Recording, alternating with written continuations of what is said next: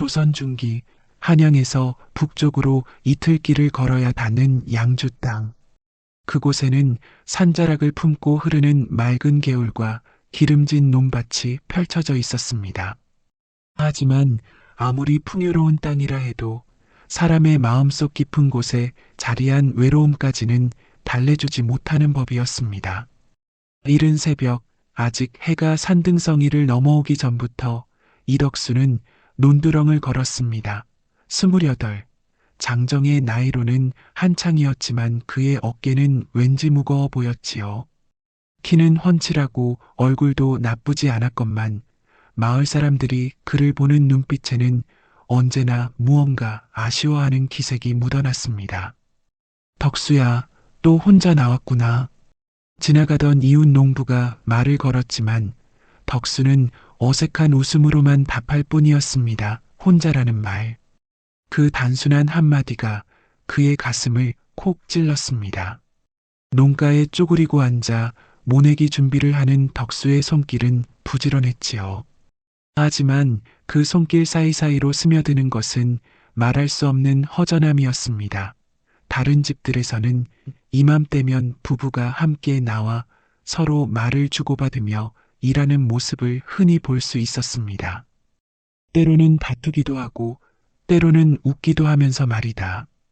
그런 평범한 일상이 덕수에게는 그저 부러울 뿐이었습니다. 어머니, 아침상을 차렸습니다. 일을 마치고 돌아온 덕수가 사랑채 문을 조심스럽게 열었습니다. 방 안에서는 마른 기침 소리가 들려왔습니다. 기침, 또 기침. 벌써 몇 년째 계속되는 그 소리는 덕수의 마음을 더욱 무겁게 만들었습니다. 고맙구나, 아들아. 어머니의 목소리는 가늘고 약했지요.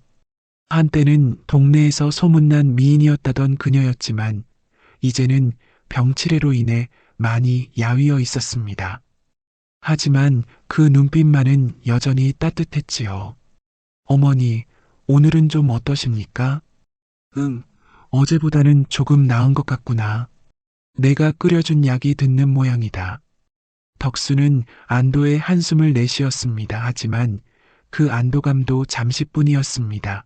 어머니의 마른 기침은 멈출 줄을 모르고 이어졌고 그때마다 덕수의 가슴은 저릿하게 아팠습니다. 아들아. 어머니가 조용히 불렀습니다. 예, 어머니. 내가 벌써 28이구나. 덕수는 고개를 숙였지요. 또 시작이었습니다.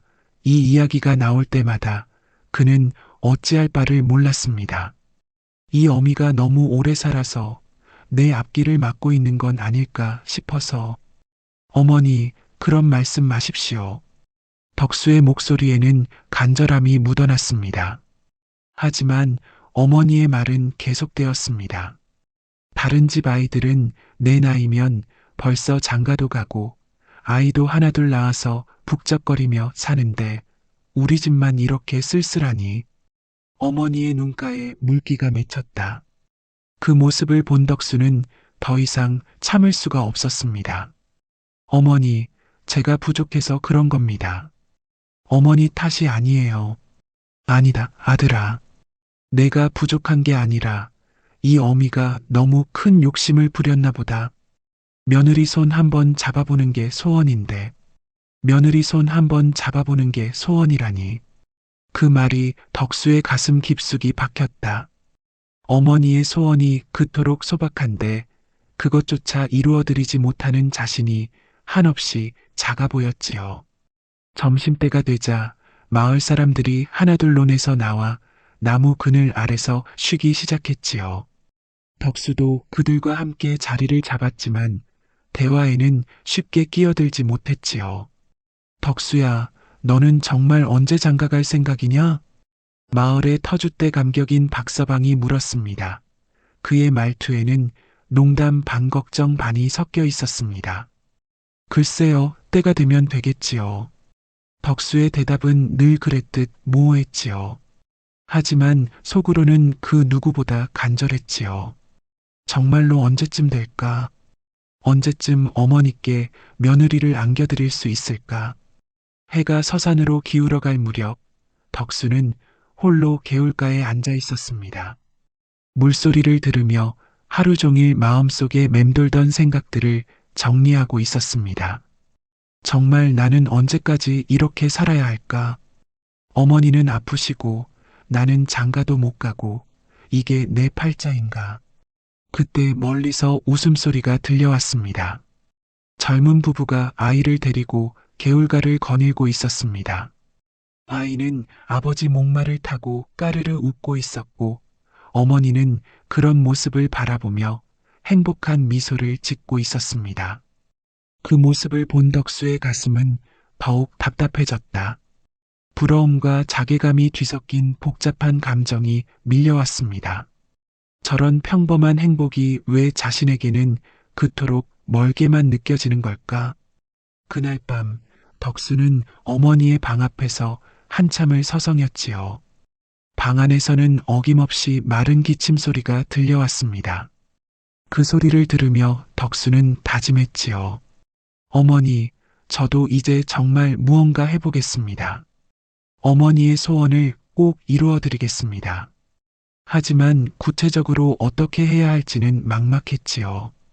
그저 간절한 마음만 있을 뿐이었습니다. 그렇게 또 하루가 저물어갔다. 며칠 뒤 덕수는 마을 주막에서 동네 친구들과 마주 앉아 있었습니다. 농사일로 지친 몸을 달래려 들른 술자리였지만 친구들의 이야기는 언제나 같은 화제로 흘러갔다.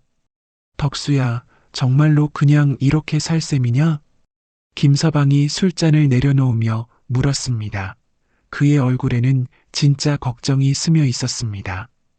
뭐 어찌하겠습니까? 인연이 없는 거요. 덕수는 쓴웃음을 지었습니다. 하지만 친구들은 그의 말을 그냥 넘어가지 않았다. 인연이 없는 게 아니라 너무 소극적인 거지. 세상에는 여자가 얼마나 많은데. 박서방이 끼어들었습니다. 그러면서 주위를 둘러보고는 목소리를 낮췄다. 그런데 말이야, 너희들 들었나? 양주 제일 부호인 김진사 댁에 흥미로운 소식이 있다더라. 무슨 소식인데? 덕수도 모르게 몸을 앞으로 기울였지요. 김진사의 사위가 얼마 전에 급서했는데 그 과부가 친정에 와 있다는 거야. 아직 20살이라고 하더라. 20살 청상과부라고? 친구들의 눈빛이 순간 달라졌다. 조선시대의 청상과부, 특히 젊은 과부는 재혼이 어려운 처지였지요. 사회적 편견 때문이었습니다. 그런데 그게 다가 아니야. 김서방이 더욱 목소리를 낮췄다. 집안이 부유하니까 혼수도 넉넉하고 무엇보다 시집살이에 시달릴 일도 없지 않겠나? 그럼 그런 좋은 조건인데 왜 아직 재가를 안 했을까? 아무래도 체면 때문이겠지. 김진사 같은 양반집에서 딸을 함부로 내보낼 수는 없으니까. 친구들의 이야기를 듣던 덕수의 가슴이 뛰기 시작했지요. 하지만 동시에 현실적인 걱정도 밀려왔습니다. 그런 집안 딸이 저 같은 농부와 혼인을 할 리가 있겠습니까? 그러니까 정식으로는 안 되는 거지. 하지만 박서방이 의미심장한 눈빛을 보냈다. 하지만 보쌈이라는 방법이 있잖아. 보쌈. 그 말이 나오자 술자리의 분위기가 순간 조용해졌다. 보쌈은 여자를 납치해서 억지로 혼인하는 관습이었습니다. 물론 불법이었지만 때로는 양쪽 모두에게 도움이 되는 경우도 있었습니다. 특히 재혼이 어려운 과부에게는 말이다. 보쌈이라니 그건 너무 위험한 일 아닙니까? 덕수가 당황하며 말했지요. 위험하긴 하지. 하지만 생각해봐. 상대방도 원하는 일이라면? 서로 합의가 된 보쌈이라면? 합의가 된 보쌈이요? 그렇지. 양반집 딸은 체면상 먼저 나설 수 없고 남자는 신분 차이 때문에 감히 청혼할 수 없고 그럴 때 보쌈이 하나의 해결책이 되는 거야. 김서방의 설명을 들으며 덕수는 혼란스러웠다. 한편으로는 그럴듯하게 들렸지만 다른 한편으로는 너무 위험한 일 같았다. 하지만 만약 상대방이 원하지 않는다면 그럼 큰일 나는 거지. 하지만 덕수야, 너처럼 착한 사람이 그런 무리한 일을 하겠나? 분명 상대방의 뜻을 먼저 알아보고 할 거 아냐. 술이 더해지면서 친구들의 말은 점점 더 설득력 있게 들렸다. 그들은 덕수의 어머니 이야기를 꺼내며 그의 마음을 흔들었습니다. 덕수 어머니가 얼마나 며느리를 그리워하시는데 이번 기회를 놓치면 언제 또 이런 일이 있겠나? 그리고 너도 이제 30이 다 되어 가는데 더 늦으면 정말 혼자 살게 될지도 몰라. 친구들의 말 한마디 한마디가 덕수의 가슴에 박혔다. 특히 어머니 이야기가 나올 때마다 그의 마음은 더욱 흔들렸다. 하지만 정말 그럴 수 있을까요? 해보지도 않고 어떻게 알겠나. 일단 상황을 살펴보는 거야. 만약 상대방이 싫어하는 기색을 보이면 그냥 돌아오면 되고. 그렇지, 그렇지. 억지로 하는 건 아니잖아. 친구들은 계속해서 덕수를 설득했지요. 그들도 덕수를 걱정하는 마음에서 나온 말이었습니다. 술자리가 끝나고 집으로 돌아가는 길, 덕수의 머리는 복잡했지요. 보쌈이라니. 평생 그런 일과는 거리가 먼 삶을 살아왔던 그에게는 너무나 낯선 일이었습니다. 집에 도착해 어머니의 방 앞을 지날 때 또다시 기침 소리가 들려왔습니다. 그 소리를 들은 순간 덕수의 마음이 더욱 무거워졌다. 어머니, 정말 며느리 보시는 게 그렇게 큰 소원이신데 그날 밤 덕수는 잠을 이룰 수 없었습니다. 친구들의 말이 머릿속을 맴돌았다. 한편으로는 어머니의 소원을 이루고 싶은 마음이 간절했고 다른 한편으로는 남의 집 딸을 보쌈한다는 것이 너무 무겁기도 했지요. 며칠 동안 덕수는 고민에 고민을 거듭했지요. 논의를 하면서도 밥을 먹으면서도 심지어 잠자리에서도 그 생각뿐이었습니다. 마침내 보름달이 뜨던 날 밤 덕수는 결심을 굳혔다. 어머니의 기침 소리가 유독 심하게 들리던 밤이었습니다. 한 번만 해보자. 어머니를 위해서. 덕수는 조용히 일어나 곁에 있던 보자기를 손에 들었습니다. 그의 손은 떨리고 있었지만 마음만은 확고했지요. 어머니의 소원을 이루어드리고 싶다는 그 하나의 마음으로 말이다. 보름달이 온 세상을 환하게 비추고 있었습니다. 덕수는 그 달빛을 받으며 김진사 댁을 향해 걸음을 옮겼다. 그의 발걸음은 무겁기도 하고 가볍기도 했지요. 두려움과 기대가 뒤섞인 마음으로 말이다. 그날 밤은 유난히 달이 밝았다. 보름달이 온 세상을 은빛으로 물들이고 있었고 어디선가 장구 소리와 징 소리가 들려왔습니다. 김진사 댁 뒤편 넓은 마당에서는 구판이 한창이었습니다. 덕수는 담장 너머로 조심스럽게 상황을 살폈다. 굿당 안에는 여러 사람들이 모여 있었고 무당이 화려한 무복을 입고 춤을 추고 있었습니다. 북소리와 꽹과리 소리가 밤 공기를 가르며 울려 퍼졌다. 저 많은 사람들 사이에서 어떻게 청상과부를 찾지? 덕수의 가슴이 두근거렸다. 하지만 이미 여기까지 온 이상 돌아갈 수는 없었습니다. 그는 담장 모서리에 몸을 숨기고 기다렸다. 구판이 절정에 달했을 때였지요. 무당이 신내림을 받는 듯 격렬하게 춤을 추기 시작했고 구경꾼들은 모두 그 모습에 빠져들었습니다. 그때 덕수의 눈에 붉은 치마가 보였지요. 마당 한쪽에서 혼자 서 있는 여인이 있었습니다. 다른 사람들과는 조금 떨어져 서 있었고 그 모습이 왠지 쓸쓸해 보였지요. 나이는 젊어 보였고 입고 있는 옷도 고급스러웠다. 저분이 틀림없다. 덕수는 마음을 굳혔다. 구판의 소란스러움을 틈타 조심스럽게 담장을 넘었습니다. 다행히 모두가 굿에 정신이 팔려 있어서 그를 알아차리는 사람은 없었습니다. 숨을 죽이고 그 여인에게 다가간 덕수. 가까이 갈수록 심장이 더욱 빨리 뛰었습니다. 마침내 그 여인의 등 뒤에 이르렀을 때 덕수는 미리 준비해 온 보자기를 꺼냈다. 용서하십시오. 하지만 이것도 모두 인연이겠지요. 덕수는 조용히 보자기를 그 여인의 머리에 덮었습니다. 여인은 갑작스러운 일에 놀라 소리를 지르려 했지만 구판의 요란한 소리에 묻혀버렸다. 덕수는 재빨리 그 여인을 업고 담장을 넘었습니다. 다행히 아무도 이를 알아차리지 못했지요. 구판의 흥이 절정에 달한 상황이었고 모든 사람이 무당의 춤에 빠져 있었기 때문이었습니다. 덕수는 그 여인을 업고 자신의 집을 향해 달렸다. 여인은 처음에는 발버둥을 쳤지만 얼마 지나지 않아 조용해졌다. 아마도 상황을 받아들인 것 같았다. 집에 도착한 덕수는 여인을 사랑채에 조심스럽게 내려놓았다. 그리고는 등을 돌린 채 말했지요.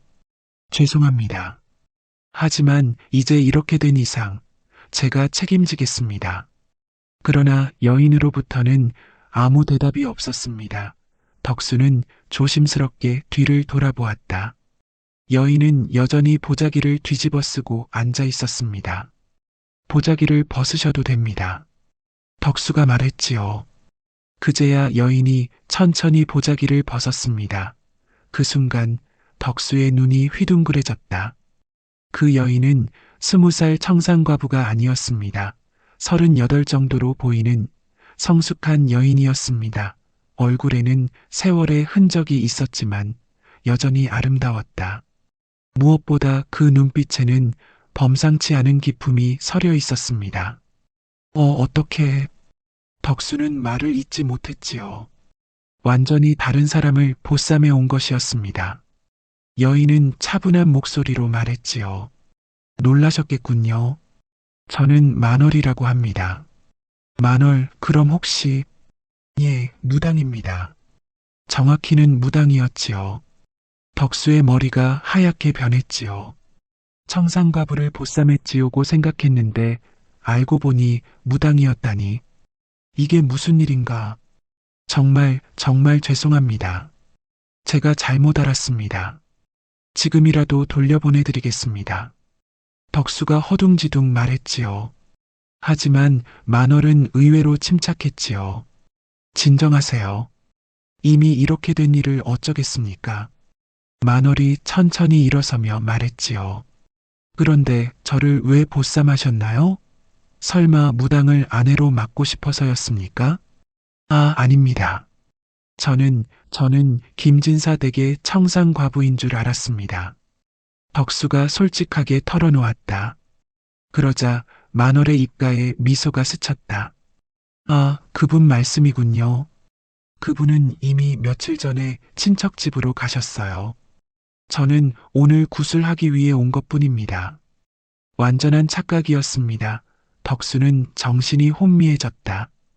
어떻게 이런 일이 일어날 수 있을까? 저는 정말 어떻게 해야 할지. 덕수가 어쩔 줄 모르며 말했지요. 그때 만월이 차분하게 말했지요. 일단 앉으세요. 이야기를 들어보겠습니다. 덕수는 만월의 말에 따라 앉았다. 그리고는 자신의 사정을 털어놓기 시작했지요. 병든 어머니, 며느리를 보고 싶어 하시는 어머니의 소원, 자신의 고민, 친구들의 권유까지. 만월은 조용히 덕수의 이야기를 들었습니다. 그의 진심이 느껴졌다. 이 남자는 나쁜 사람이 아니었습니다. 단지 어머니를 사랑하는 효자였을 뿐이었습니다. 그런 사정이 있으셨군요. 만월이 말했지요. 그 목소리에는 이해와 연민이 섞여 있었습니다. 하지만 저는 무당입니다. 그것도 이미 38이나 된 늙은 무당이에요. 저 같은 사람이 당신의 아내가 될 수 있을까요? 그것은... 덕수가 머뭇거렸다. 솔직히 말하면 그도 당황스러웠다. 하지만 이상하게도 만월과 이야기를 나누면서 마음이 편해지는 것을 느꼈다. 그때 안채에서 기침 소리가 들려왔습니다. 어머니가 깨신 것 같았다. 어머니가 깨셨나 봅니다. 덕수가 말했지요. 어머니를 뵐 수 있을까요? 만월이 말했지요.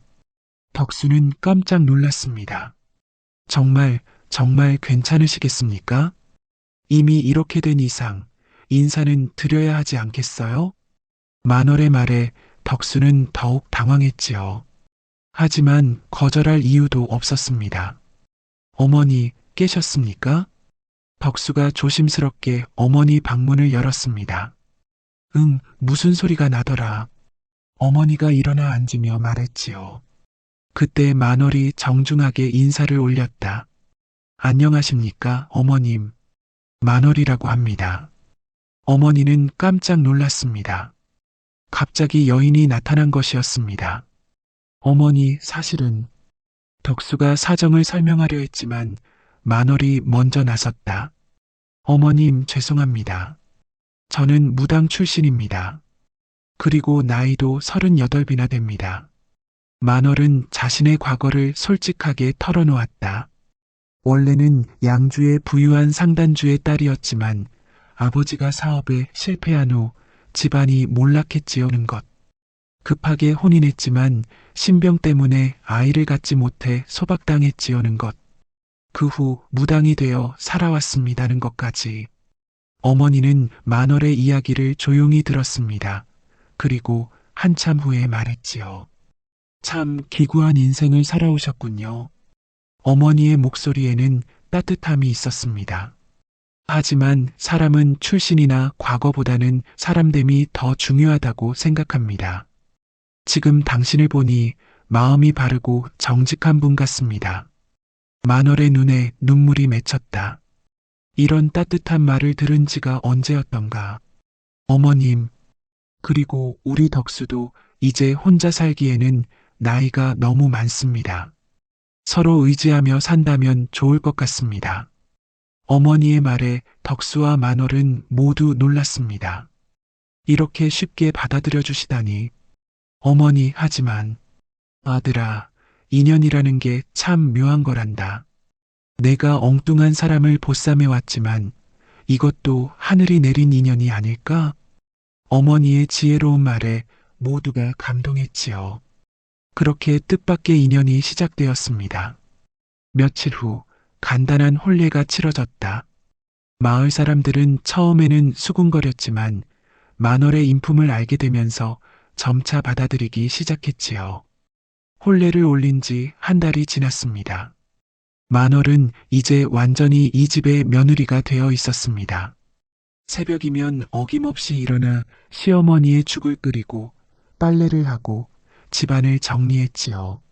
무당 시절과는 완전히 다른 삶이었지만 이상하게도 마음이 평온했지요. 어머님, 약 드실 시간입니다. 만월이 정성스럽게 달인 약을 가져왔습니다. 어머니는 그런 만월을 보며 흐뭇한 표정을 지었습니다. 정말 고맙구나, 만월아. 내가 온 뒤로 집안이 확실히 달라졌다. 무슨 말씀을요? 제가 해야 할 일입니다. 만월의 답변은 늘 정중했지요. 하지만 그 속에는 진심이 담겨 있었습니다. 오랜만에 가족이라는 따뜻함을 느끼고 있었기 때문이었습니다. 며칠 후 만월은 덕수에게 제안했지요. 나으리, 저 혼자 집에만 있기가 답답합니다. 장터에 나가서 장사를 해보면 어떨까요? 장사요? 덕수가 놀란 표정으로 물었습니다. 예. 저 무당 시절에 여러 집을 다니면서 보니 살림하는 방법을 많이 배웠습니다. 김치도 잘 담그고 된장도 맛있게 담글 수 있어요. 장터에서 팔면 분명 수입이 될 겁니다. 덕수는 잠시 망설였지요. 아내가 장터에서 장사를 한다는 것이 조금 걱정스럽기도 했지요. 하지만 사람들이 뭐라고 할까요? 무당 출신이라고. 그건 제가 행동으로 보여드리겠습니다. 정직하게 장사하고 좋은 물건만 팔면 사람들이 알아봐 줄 거예요. 만월의 말에는 자신감이 넘쳤다. 덕수는 그런 아내의 모습에서 믿음직스러움을 느꼈다. 좋습니다. 한번 해보세요. 드디어 만월의 장사가 시작되었습니다.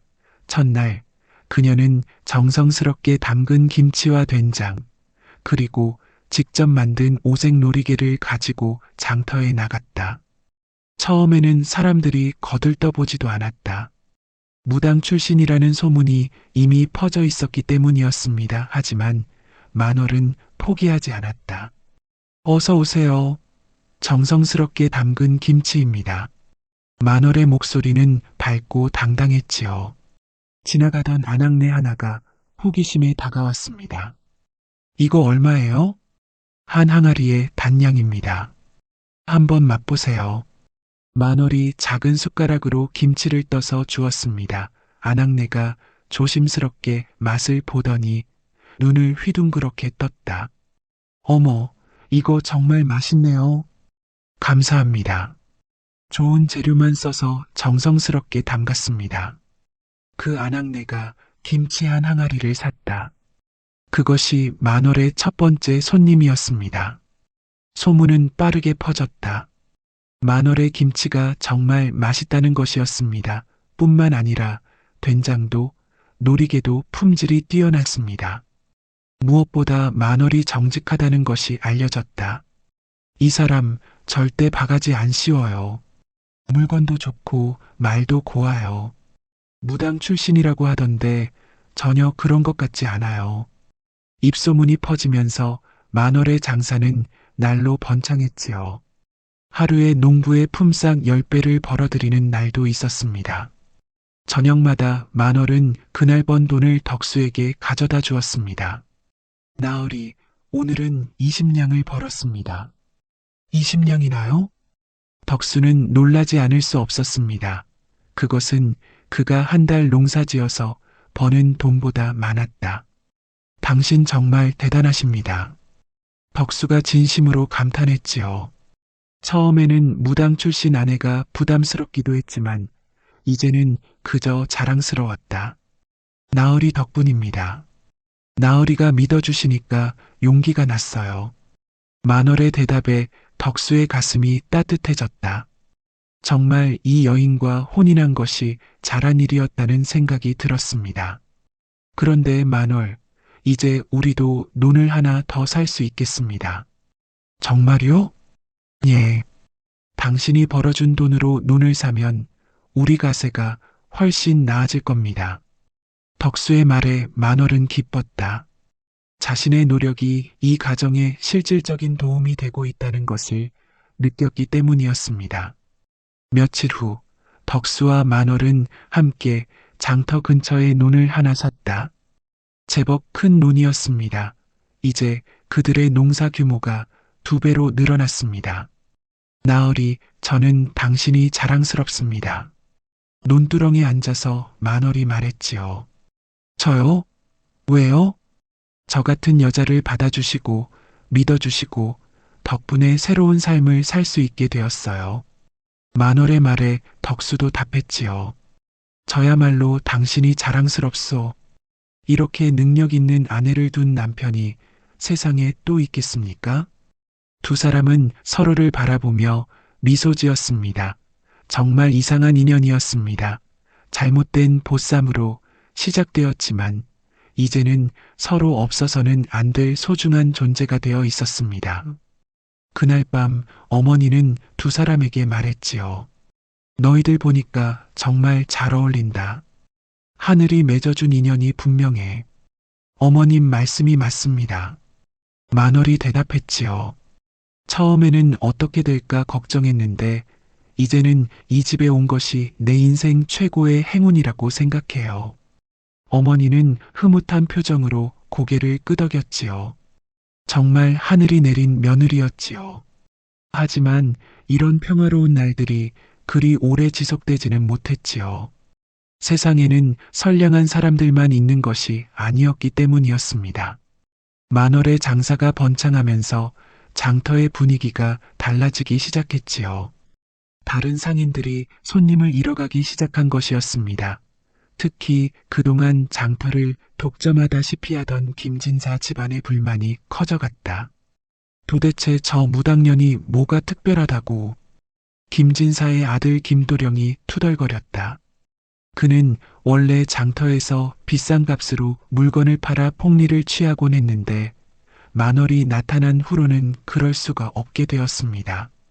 아버지, 저 여자 때문에 우리 장사가 다 망가지고 있어요. 그러게 말이다. 무당 주제에 감히. 김진사도 불쾌한 표정이었습니다. 그는 양주에서 가장 큰 지주였고 장터의 많은 상점들이 그의 소유였지요. 그런데 갑자기 나타난 무당 출신 여자가 자신의 기득권을 위협하고 있었습니다.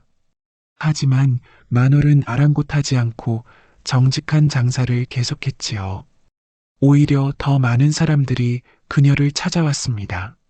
만월댁, 오늘도 김치 있어요? 네, 어제 새로 담갔습니다. 맛보세요. 만월은 언제나 친절했지요. 그리고 절대 바가지를 씌우지 않았다. 이런 그녀의 모습에 사람들은 점점 더 신뢰를 보내기 시작했지요. 그러던 어느 날 김도령이 만월의 좌판 앞에 나타났습니다. 야, 무당년아. 김도령의 목소리는 거칠었습니다. 주변 사람들이 하나둘 둘러보기 시작했지요. 누구를 부르시는 건가요? 만월은 침착하게 대답했지요. 너 말고 누가 있냐? 무당 주제에 여기서 장사할 자격이 있다고 생각하나? 저는 정당하게 장사하고 있습니다. 무엇이 문제인지 모르겠군요. 만월의 당당한 태도에 김도령은 더욱 화가 났습니다. 정당하게? 무당이 정당하게? 분명 무슨 술법을 써서 사람들을 홀리고 있는 거 아니야? 술법이라니요. 저는 그저 좋은 물건을 정직한 가격에 팔 뿐입니다. 주변에서 구경하던 사람들이 웅성거리기 시작했지요. 대부분은 만월을 지지하는 쪽이었습니다. 만월 댁이 뭘 잘못했지요고 저래. 김도령이 질투하는 거 아니야? 자기네는 비싸게만 팔고. 사람들의 반응을 본 김도령은 더욱 당황했지요. 하지만 쉽게 물러설 수는 없었습니다. 너희들 무당한테 속지 마라. 분명 나쁜 마법을 쓰고 있을 거야. 그때 만월이 일어섰다. 도령님, 제가 장사하는 모습을 직접 보세요. 어디에 마법이 있는지 확인해 보세요. 만월은 김치를 담그는 과정부터 하나하나 보여주었습니다. 정성스럽게 배추를 절이고 양념을 만들고 정갈하게 담그는 모습. 어디에도 마법 같은 것은 없었습니다. 보시다시피 저는 그저 정성으로 만들고 정직한 가격에 팔 뿐입니다. 사람들은 고개를 끄덕였지요. 만월의 말이 맞았다. 김도령은 할 말을 잃었지만 쉽게 물러설 수는 없었습니다. 오늘은 이만둔다. 하지만 계속 지켜볼 테니까 알아둬. 김도령은 투덜거리며 자리를 떠났습니다. 하지만 만월은 알고 있었습니다. 이것이 끝이 아니라는 것을 말이다. 며칠 후 더 큰 일이 벌어졌다. 갑자기 관아의 관졸들이 나타난 것이었습니다. 만월이라는 여자가 누구냐? 저입니다. 만월이 떨리는 목소리로 대답했지요. 원님께서 찾으신다. 따라와라. 관졸들의 말에 주변 사람들이 웅성거렸다. 만월은 침착하게 물건을 정리하고 관졸들을 따라갔다. 관아에 도착한 만월 앞에 원님이 앉아 있었습니다. 그 옆에는 김진사와 김도령이 서 있었습니다. 내가 요즘 장터에서 장사한다는 만월인가? 예, 원님. 김진사가 고발하기를 내가 술법으로 백성들을 홀린다고 하는데 사실인가? 만월은 잠시 말이 없었습니다. 이런 상황이 올 것을 예상했지만 막상 당하고 보니 막막했지요. 원님, 저는 술법 같은 것은 쓰지 않습니다. 그럼 어떻게 그렇게 많은 손님을 끌어모으는 것이냐? 원님의 질문에 만월은 차분하게 대답했지요. 첫째, 값을 속이지 않습니다. 둘째, 품질을 높입니다. 셋째, 거짓말을 하지 않습니다. 그것이 제가 하는 장사의 전부입니다. 만월의 답변은 간단하지만 진실했지요. 원님도 그것을 느꼈다. 그렇다면 내 물건을 직접 확인해 보겠다. 원님은 만월이 가져온 김치와 된장을 직접 맛보았다. 그 맛은 정말 뛰어났습니다. 전혀 인위적이지 않았고 그저 정성이 느껴질 뿐이었습니다. 정말 맛이 좋구나. 원님이 감탄했지요. 김진사와 김도령의 얼굴이 어두워졌다. 하지만 무당이었다는 것은 사실 아니냐? 예, 사실입니다. 하지만 이제는 평범한 농부의 아내일 뿐입니다. 만월의 솔직한 대답에 원님은 더욱 감탄했지요. 거짓말을 하지 않는 것이었습니다. 김진사, 이 여자에게서 술법의 흔적을 찾을 수 없겠는데? 하지만 원님, 무당 출신이 장터를 어지럽히는 것은 김진사가 항변했지만 원님은 손을 저었습니다. 정직한 장사를 하는 것이 어떻게 장터를 어지럽히는 것이냐? 오히려 이런 사람이 있어야 장터가 건전해지는 것 아니냐? 원님은 잠시 생각에 잠겼다가 말했지요. 만월, 내가 정말 정직하게 장사를 한다면 오히려 장터의 질서를 바로잡는 일을 맡겨보겠다. 예. 만월이 놀란 표정으로 물었습니다. 너를 양주 장터의 공정관리인으로 임명한다. 장터의 상인들이 정직하게 장사하는지 감시하고 부정한 일이 있으면 보고하라. 원님의 말에 김진사와 김도령은 얼굴이 새파랗게 질렸다. 만월을 괴롭히려다가 오히려 그녀에게 권위를 부여하는 결과가 된 것이었습니다. 감사합니다, 원님. 맡겨주신 일을 충실히 하겠습니다. 만월이 정중하게 인사했지요. 그녀의 마음은 벅차올랐습니다. 정직이 제도적 권위를 얻는 순간이었습니다. 관할을 나서는 만월의 뒤에서 김진사와 김도령이 도끼 어린 눈빛으로 바라보았다. 하지만 더 이상 공개적으로 괴롭힐 수는 없게 되었습니다. 이제 만월은 원님의 보호를 받는 신분이 되었기 때문이었습니다. 만월이 공정관리인이 된 후 양주장터는 확실히 달라졌다. 상인들은 더 이상 손님들에게 바가지를 씌우지 못했고 가짜 물건을 팔 수도 없었습니다. 만월의 감시가 있었기 때문이었습니다. 만월 관리인 덕분에 장사하기 좋아졌어요. 그러게 말이에요. 이제는 안심하고 물건을 살 수 있어요. 백성들의 만족도는 날로 높아졌다. 하지만 일부 상인들, 특히 김진사 집안의 불만은 극에 달했지요. 아버지, 이대로는 안 됩니다. 저 여자를 어떻게든 제거해야 해요. 김도령이 이를 갈며 말했지요. 그래, 하지만 이제는 함부로 건드릴 수 없다. 원님의 보호를 받고 있으니까. 김진사도 고민이 깊었습니다. 공개적으로는 만월을 건드릴 수 없게 되었지만 그렇다고 포기할 수는 없었습니다. 그럼 다른 방법을 써야 합니다. 김도령이 음험한 표정으로 말했지요. 다른 방법? 소문을 퍼뜨리는 겁니다. 저 여자의 과거를 파헤쳐서 말이에요. 며칠 후 장터에서 수상한 소문이 돌기 시작했지요. 만월이 무당이었을 때 추잡한 일들이 많았다더라. 그러게 무당들이 다 그렇지 뭐. 원님도 속고 계신 거 아닐까? 소문은 점점 더 악의적으로 퍼져나갔다. 처음에는 아무도 믿지 않았지만 계속 반복되면서 사람들의 마음에 의혹이 생기기 시작했지요. 만월도 이런 소문을 들었습니다. 처음에는 무시하려고 했지만 점점 더 심해지는 소문에 마음이 아팠습니다. 나으리 사람들이 저에 대해 나쁜 소문을 퍼뜨리고 있어요. 만월이 덕수에게 털어놓았다.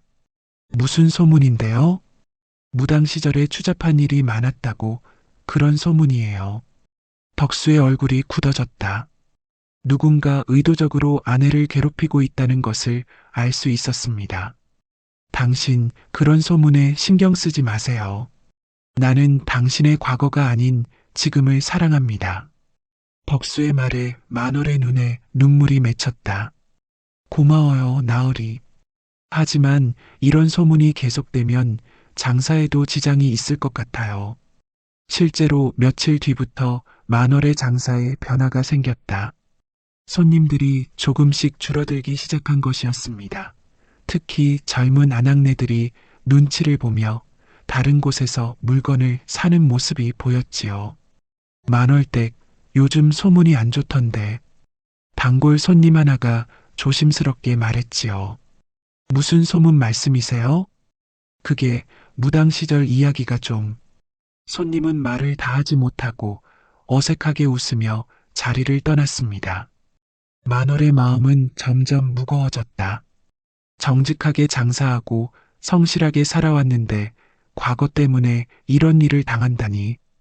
그날 밤 만월은 혼자 울었습니다. 덕수가 다가와 어깨를 감싸주었습니다. 만월, 울지 마세요.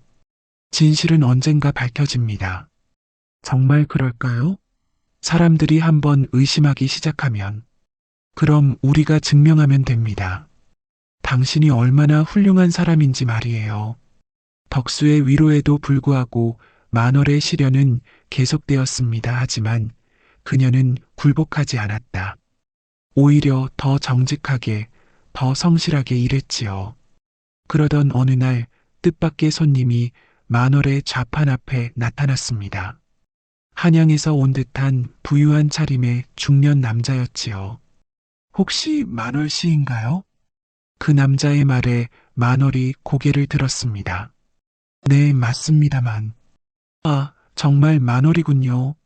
저는 한양에서 온 대객주 박상인입니다. 박상인이라는 이름을 들은 순간 만월의 눈이 휘둥그레졌다. 혹시 아버지와 함께 일하셨던? 맞습니다. 박객주님의 딸이 바로 당신이군요. 찾고 찾던 분을 드디어 만났습니다. 주변 사람들이 웅성거리기 시작했지요. 만월이 객주의 딸이었다고? 박상인님, 어떻게 저를 찾으셨나요?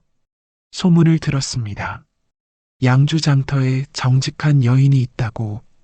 그 이야기를 듣고 혹시나 해서 찾아왔는데 역시 당신이었군요. 박상인은 만월의 손을 잡으며 말했지요. 당신 아버지 박객주님은 제가 아는 상인 중 가장 정직하고 총명한 분이었습니다. 그리고 당신도 어릴 때부터 장사 수완이 뛰어났지요. 그런데 저희 아버지는 사업에 실패하신 것은 맞습니다. 하지만 그것은 정직했기 때문이었어요. 다른 상인들처럼 속임수를 썼다면 실패하지 않았을 겁니다. 박상인의 말에 주변 사람들이 더욱 관심을 보였지요. 그리고 또 한 가지 소식이 있습니다. 박상인이 품에서 문서를 꺼냈다. 당신 아버지가 한양에 남겨둔 상점과 재산이 있습니다. 당신이 유일한 상속자이니 당연히 당신 것입니다. 상점과 재산이요? 만월이 믿을 수 없다는 표정으로 물었습니다. 네. 아버지께서 몰락하기 전에 미리 한양의 상점을 다른 이름으로 등록해 두셨더군요. 그리고 얼마간의 재산도 함께 말이에요. 이 소식은 순식간에 장터 전체로 퍼졌다. 만월이 단순한 무당 출신이 아니라 한양의 부유한 상인 집안의 딸이라는 것. 그리고 지금도 한양에 상당한 재산을 가지고 있다는 것. 김진사와 김도령이 이 소식을 들었을 때 그들의 얼굴은 창백해졌다. 그동안 퍼뜨린 소문들이 모두 거짓이었다는 것이 밝혀진 것이었습니다. 며칠 후 원님이 다시 만월을 불렀습니다. 이번에는 김진사와 김도령도 함께였지요. 만월, 내 정체가 밝혀졌다고 하는구나. 예, 원님. 박객주의 딸이라니 그렇다면 내가 정직한 것은 타고난 것이었구나. 원님은 흡족한 표정이었습니다. 그리고 김진사를 향해 말했지요. 김진사, 내가 퍼뜨린 소문들은 모두 거짓이었구나. 김진사는 할 말이 없었습니다. 무릎을 꿇고 용서를 빌 수밖에 없었습니다. 죄송합니다, 원님. 그리고 만월 씨에게도 죄송합니다. 만월은 김진사를 보며 말했지요. 사람은 다만 현재의 삶으로 증명하는 것입니다. 과거는 과거일 뿐이에요. 만월의 관대함에 모든 사람이 감탄했지요. 이제 그녀의 명예는 완전히 회복되었고 오히려 전보다 더 큰 존경을 받게 되었습니다. 만월의 명예가 회복되고 몇 달이 지났습니다. 하지만 세상에는 선량한 사람의 성공을 시기하는 이들이 항상 있는 법이었습니다. 김진사 집안이 공개적으로는 물러났지만 음지에서는 여전히 만월을 견제하려는 움직임이 있었습니다. 어느 날 인근 마을에서 온 장사꾼들이 새로운 소문을 퍼뜨리기 시작했지요. 만월이 한양에 재산이 있다고? 그게 정말 깨끗한 돈일까? 무당 시절에 부자들과 은밀한 거래가 있었던 거 아닐까? 아무리 객주 딸이라고 해도 그 시절 일들이 다 깨끗했을 리가 없지. 이번 소문은 이전보다 더 교묘했지요. 완전히 거짓말이 아니라 사실의 추측을 섞어 만든 것이었기 때문에 더 그럴듯하게 들렸다. 처음에는 양주 사람들이 믿지 않았다. 만월의 인품을 잘 알고 있었기 때문이었습니다. 하지만 계속 반복되는 소문에 점차 의혹이 생기기 시작했지요. 그런데 생각해보니 무당이 그렇게 큰 돈을 벌 수 있을까? 한양에 재산이 있다는 것도 좀 의심스럽긴 해. 혹시 정말 뭔가 숨기는 게 있는 건 아닐까? 소문의 파급력은 생각보다 컸다. 특히 만월을 직접 알지 못하는 인근 마을 사람들 사이에서는 빠르게 퍼져나갔다. 만월은 이런 변화를 서서히 느끼기 시작했지요. 장터에서 사람들이 그녀를 바라보는 눈빛이 미묘하게 달라졌다. 의심과 호기심이 섞인 시선들이었습니다. 만월댁, 한양에 정말 큰 재산이 있다면서요? 단골 손님 하나가 애둘러 물었습니다. 그냥 아버지가 남겨주신 작은 상점이 있을 뿐입니다. 아, 그런가요? 소문으로는 엄청 크다고 하던데. 이런 대화가 점점 늘어났습니다.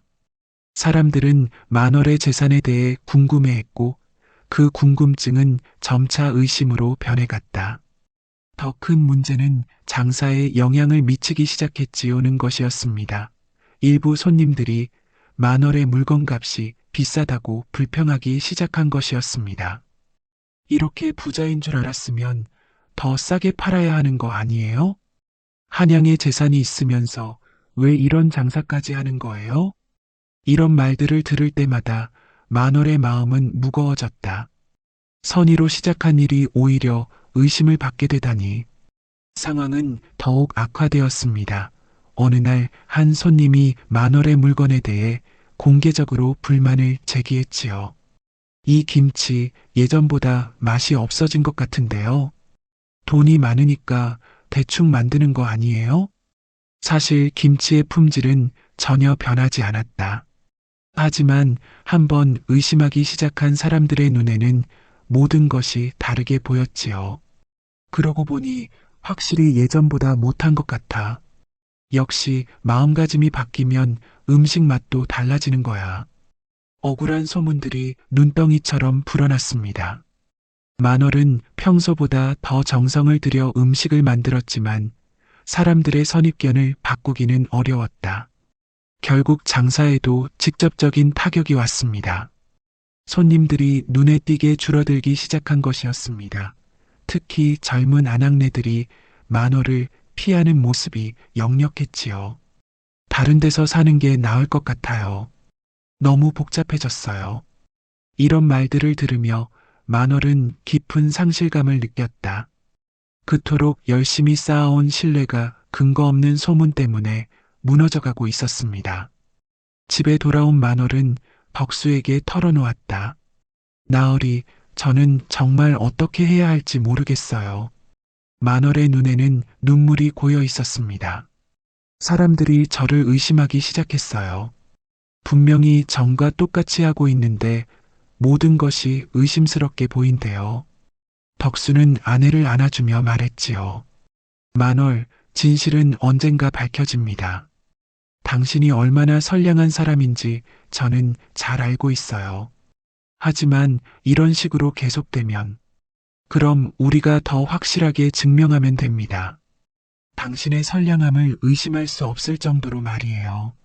덕수의 위로는 따뜻했지만 현실은 냉정했지요. 며칠 후 만월의 장사는 거의 반토막이 났습니다. 그토록 번창했던 좌판이 한산해져 보였지요. 어머니도 이런 상황을 안타까워했지요. 만월아, 너무 속상해하지 마라. 세상에는 선량한 사람을 시기하는 이들이 항상 있는 법이란다. 어머님, 하지만 진실은 반드시 밝혀진다. 시간이 걸릴 뿐이야. 어머니의 말에 만월은 조금 위안을 받았다. 하지만 여전히 앞이 보이지 않았다. 그날 밤 만월은 혼자 앉아 생각에 잠겼다. 정말 이대로 포기해야 하는 걸까? 아니면 끝까지 버텨보는 것이 좋을까? 고민 끝에 만월은 결심했지요. 포기하지 않기로. 비록 힘들지만 자신의 결백을 끝까지 증명해 보기로. 나는 잘못한 일이 없다. 시간이 걸리더라도 반드시 사람들이 알아줄 거야. 만월의 눈에는 다시 의지가 보였지요. 시련은 컸지만 그녀의 마음은 꺾이지 않았다. 겨울이 깊어가던 어느 날 양주장터에 뜻밖의 손님이 나타났습니다. 한양에서 온 화려한 행차였지요. 앞서거니 뒤서거니 하는 사람들의 옷차림만 봐도 예사롭지 않았다. 사람들이 웅성거리며 모여들었습니다. 그 행차의 중심에는 한양의 대객주로 유명한 박상인이 있었습니다. 지난번에 만월을 찾아왔던 바로 그 사람이었습니다. 만월 씨는 어디 계신가요? 박상인이 장터 사람들에게 물었습니다. 사람들은 수군거리며 만월의 좌판을 가리켰다. 요즘 손님이 줄어 한산해진 그 자리를 말이다. 박상인이 만월에게 다가왔습니다. 그의 얼굴에는 진지한 표정이 서려 있었습니다. 만월 씨, 안녕하십니까? 오늘은 중요한 일로 찾아왔습니다. 무슨 일이신지요? 만월이 조심스럽게 물었습니다. 주변에는 벌써 많은 사람들이 구경하러 몰려들고 있었습니다. 한양에서 당신에 대한 소문을 들었습니다. 좋지 않은 소문 말이에요. 박상인의 말에 만월의 얼굴이 어두워졌다. 설마 한양까지 그런 소문이 퍼진 건가? 그래서 직접 사실을 밝히러 왔습니다. 박상인이 큰 소리로 말했지요. 주변 사람들이 더욱 관심을 보였지요. 여러분, 잘 들어보십시오. 이 만월 씨는 제가 잘 아는 박객주의 딸입니다.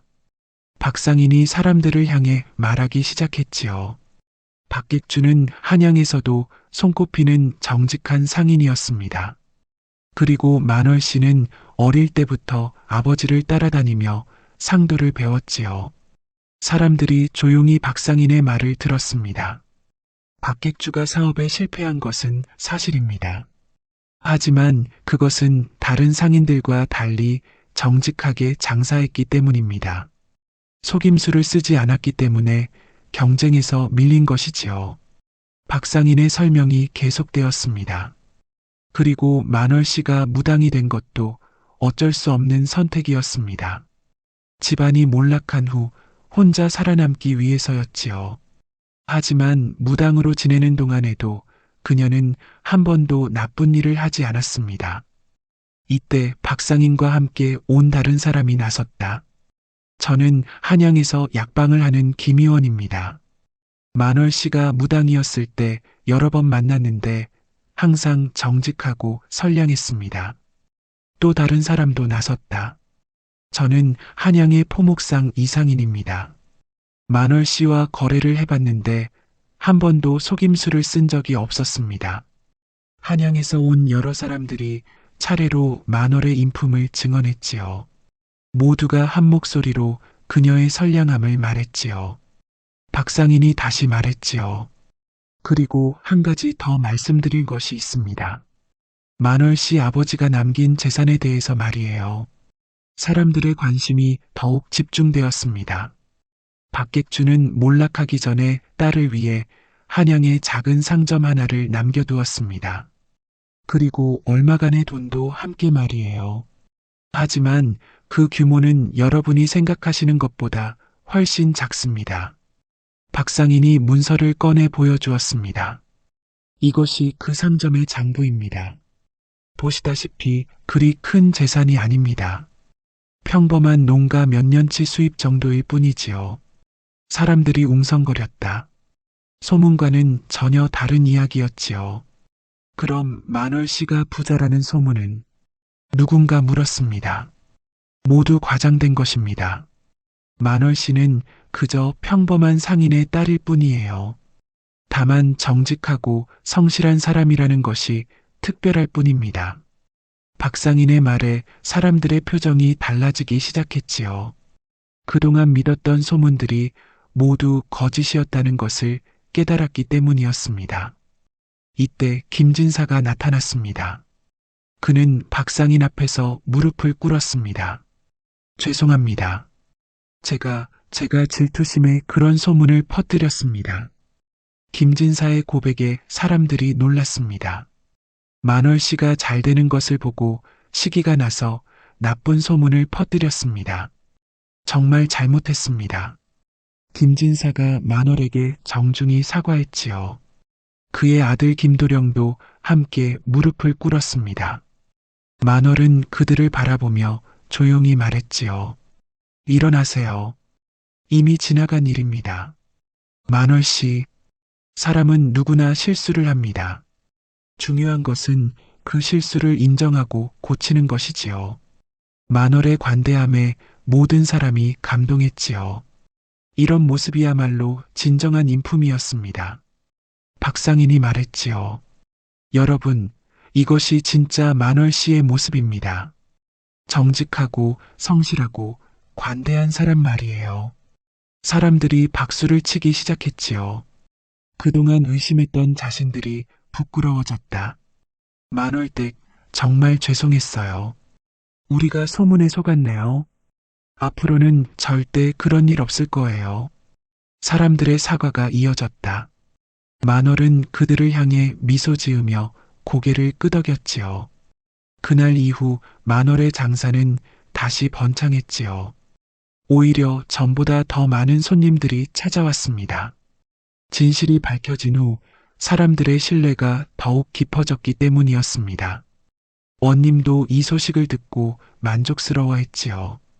역시 정직한 사람은 끝까지 살아남는구나. 몇 년이 흘렀습니다. 덕수와 만월 부부는 이제 양주에서 가장 존경받는 부부가 되어 있었습니다. 그들에게는 예쁜 아이들도 생겼다. 어느 가을 저녁 일을 마친 가족들이 논두렁에 앉아 석양을 바라보고 있었습니다.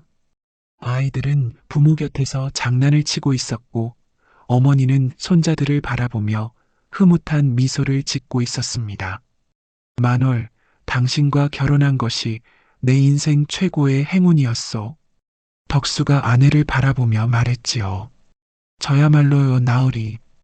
그날 잘못 보쌈당한 것이 제 인생의 전환점이었어요. 만월이 미소 지으며 답했지요. 그날 잘못 보쌈해온 것이 우리 집의 천복이었소.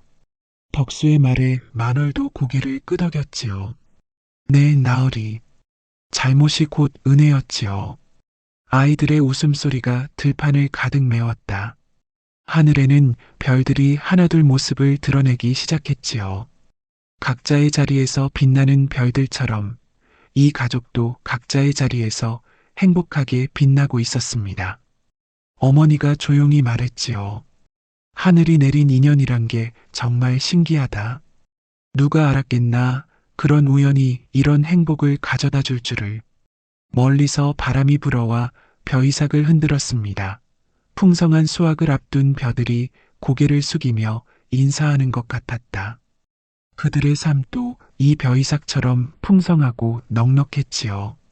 엄마, 아빠, 내일은 뭐하고 놀까? 아이들의 천진한 질문에 부모들이 웃었습니다. 내일은 또 내일의 행복이 있을 거야. 만월이 아이들을 품에 안으며 말했지요. 그렇게 하루가 저물고 또 다른 하루가 시작될 것이었습니다. 평범하지만 행복한, 정직하고 성실한 삶이 계속될 것이었습니다. 그것이야말로 진정한 축복이었습니다. 하늘의 별들이 더욱 밝게 빛났습니다. 마치 이 가족의 행복을 축복해주는 것처럼 말이다.